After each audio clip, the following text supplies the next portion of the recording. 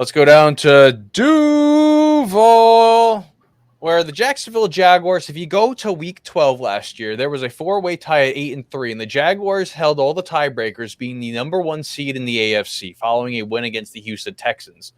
After that stretch, they went a 1-5 stretch and saw themselves out of the playoffs, which was the story last year with another team as well. So, Trevor Lawrence now is paid. That's another big question. Not question mark, but another thing to make mention of as well. So, how will the Houston Texans, Jacksonville Jaguars be? You're having a great show. I know. Houston Texans trample over the Jaguars. I think that's what Will meant to say. That's crazy. But how will Trevor Lawrence now come into play here with a brand new receiving core, which is here it is. So if you go back last year, let's look at their receiving core. Then it was Christian Kirk. Okay, they signed him to that big money contract in the offseason of 2022. Zay Jones. They had Jamal Agnew as well. A long-time Jacksonville Jaguar there. And Calvin Ridley. Calvin Ridley leaves, Zay Jones leaves, Jamal Agnew leaves. They bring in Gabe Davis, 3 years, $39 million. You bring in Devin Duvernay, who's a burner from the Baltimore Ravens. And then you draft one of the best passing possession receivers, if you want to say, from the draft last year, Brian Thomas from LSU. And may as well make this mention, too. They get Mitch Morse, who was cut from the Buffalo Bills. He was also the center at the time when Doug Peterson was in Kansas City working on Coach Reed's staff. So nice little connection there, bringing it all together. And, they trade for Mac Jones. So you telling someone in the past that, the Jaguars are going to have the number 1 and number 15 pick from the 2021 draft on the same roster. Leave them mind blown. I mean, also it's worth mentioning Evan Ingram because he's low-key been like their best receiver as well, or at least safest target, it seems like. I don't know. It's tough because if you couldn't put it together that well with the receiving core you had last year, I have a hard time saying you're going to do it again this year. Like you're going to be able to put it together this year. I mean, Calvin Ridley was a phenomenal acquisition for them, and it really only worked out for like kind of 3 games-ish. Well, they have Gabe Davis for that now. Yeah, which is less reliable. 3 games. Well, okay, yeah. You're getting, 3 catches, maybe 150 yards or 0. Yeah, so, I mean, replaced, okay. But if you couldn't do a better job with Calvin Ridley, I don't know. Zay Jones was cool.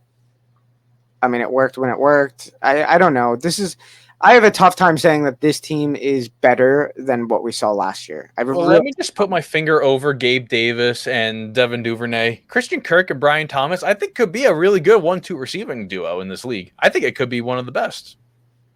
That's a stud receiving duo, but also sucked too. Like Christian Kirk, he had that abdomen tear or groin tear that he had late in the season last year. Trevor Lawrence was going through those injuries late in the season too. So like the wheels fell off early December, and having CJ Beathard kind of try to fill in that role, it wasn't really going to work that well. The thing is, though, too, last year we were like, oh, Calvin Ridley, Christian Kirk, sick. So we could have said the same thing last year, and they still couldn't put it together. That's my issue with the team is if they couldn't do it with a guy like that and Christian Kirk and stuff, who's to say that they're going to do it this time, So it's tough. That's a tough one for sure.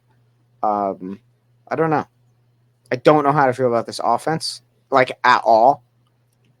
Also, even with those guys, it's not like the offense lit the world on fire before. No, but it was supposed to be improved last year, and it wasn't. It wasn't. Exactly. That's the issue. And there was a whole thing about who's calling the plays. And I went into last year, I don't know if you guys remember, but I went into last year and that preview and stuff pretty hyped. And like, oh, hey, yeah, Trevor Lawrence is going to have a good year. There's no way he doesn't. This receiving core is cool. Like, when's the time to have that conversation about Lawrence? I don't know. Is it time? Week 4 this year. Week 4 this year is a solid time to have it. Well, now you kind of dug yourself a hole because, he's under contract for the next 6 years? I mean, 5th year option? And then he has that gigantic contract now. So, Yeah. I mean, they obviously don't think it's a conversation, but if you look at any numbers ever about him, fumbles and turnovers are always the question there. even when you take out that first horrible season with Urban Meyer, it's still not great. Exactly. Like, you can give him the mulligan, and it doesn't help him. His second season was better than last year, for sure, I would say. But I don't know. Again, I don't know what to think about this offense. I have a hard time saying this offense is better than it was last year. So I think the offensive line will keep them upright. You made the trade for Urza Cleveland from the Minnesota Vikings at the trade deadline. You add Mitch Morse. Brandon Sheriff is still a stud. I think it kind of falls on, is Cam Robinson going to stay healthy? How will Anton Harrison be with not having to be flipped to the left tackle spot rather than his right tackle position?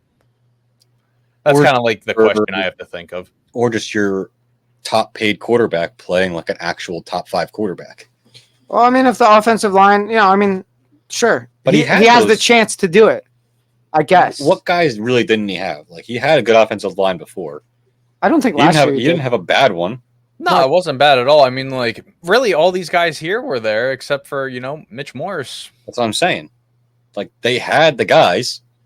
They had the improved offense that we said last year, and nothing changed. Mm-hmm. That's it. It just needs to be better this year, period. That's it. We can have this conversation week 4 when we have the sample size to decide whether or not this is a better offense than last year, I guess. And if Trevor Lawrence can put it together better than last year, I guess.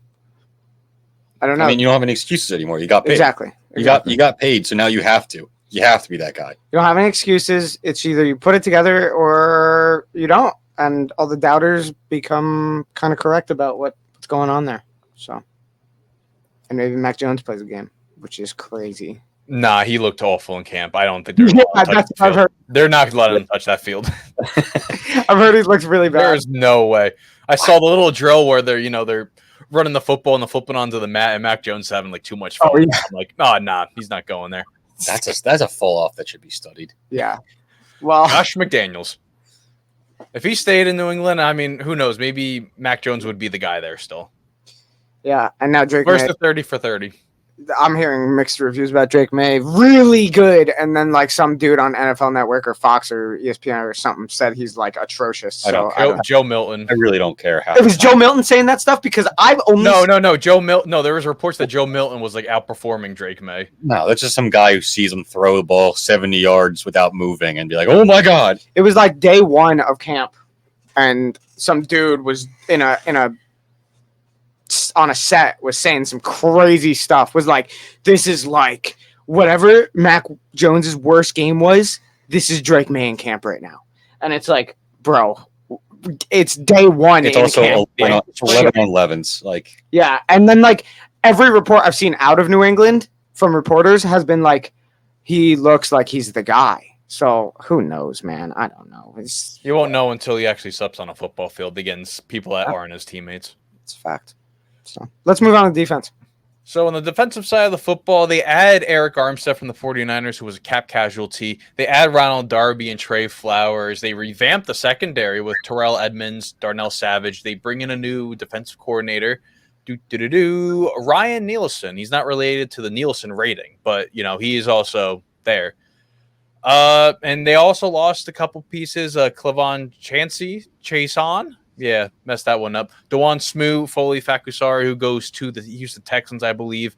And then a whole revamp of the secondary. Trey Herndon's out. Darius Williams is out. Rayshon Jenkins is gone. One of my favorite secondary members in this entire team, Tyson Campbell. He's not a name that you're going to hear on the national TV, but he did get paid 4 years, I think like $76 million just a month ago. Dude's a baller, and he's going to continue to be a baller. Yeah, I don't have anything else. I know Mason Smith, guy out of Clemson. He's going to be, pretty valuable for the Jaguars, especially in the trenches up front, playing defensive tackle. So,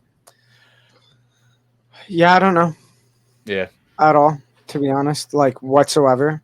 I have a tougher time predicting how this team's going to play than Titans, to me personally. Or like saying that I have a tougher time saying that this team will improve than saying the Titans will improve. I think, personally. Uh-oh. No, it's good. Fumble. Kind of fumble. Yeah, that's all right. Yeah, I don't know. I like the defense. I put it in the middle of the pack. Very. I'm drawing a blank if this was one of the defenses that were like middle of the pack, like 20th to finish last year. I'm thinking of something else, but yeah, I'm definitely thinking of something else here. Not any fake tweets or anything, a fake report, so we're okay with that. But yeah, Andre Sisco, he's still anchoring the back end there. Andrew Wingard is still there. And also Josh Hines-Allen. He changed his name from Josh Allen to Josh Hines-Allen. I think he just included his middle name there. Thank you. I mean, if I think of Josh Allen, I think of, the man in Jacksonville who's 5 years, $140 million paid, not some guy in Buffalo who's a meme god for the Bills TikTok page. But yeah. So true. I don't know. With a lot of losses, they do have some gains, and the gains are, they're valuable. But as to your point, Dom, what is going to happen here on the defensive side? There's just those question marks. I don't know if this team is worse or better or just zero. Like, I don't know on both sides of the ball. I really can't. You know what that means? Especially when you only won 9 games last year. That you are just one of those teams. You're just the most mid-purgatory team. You're just the Buffalo Sabres at all times. That's what you are. I don't know. That's it, dude. I don't.